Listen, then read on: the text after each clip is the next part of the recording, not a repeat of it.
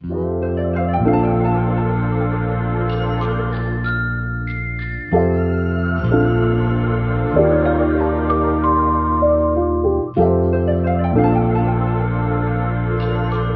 to, kad dalyvavau Lietuvos balse ir nusprendžiau pagerinti savo sugebėjimus šioje sferai. Ir tai buvo pradžia.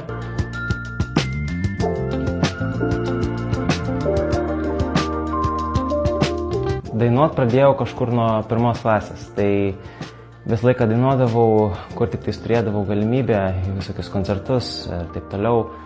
Ir su tam tikrom pertraukom, bet nuo 1 klasės iki dabar vis dar dainuoju.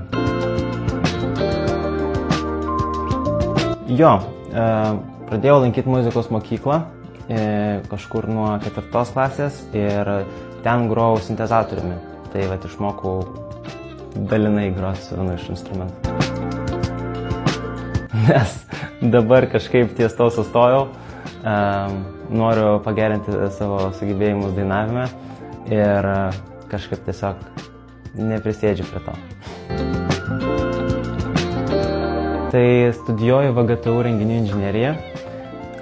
Jos yra visai naujos, tačiau jas pasirinkau dėl to, kad pirmas planas buvo toks, kad galvojau, išmoksiu, kaip renginiai yra kuriami visapusiškai, nuo techninės dalies iki pačio organizavimo.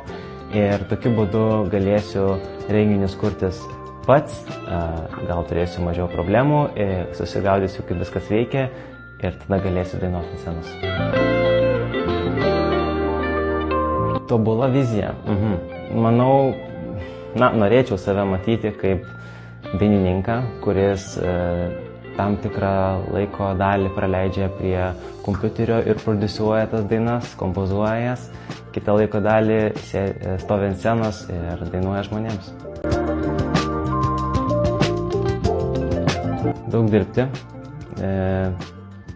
stengtis kurti kuo dažniau ir nepamiršti apie dainavimą.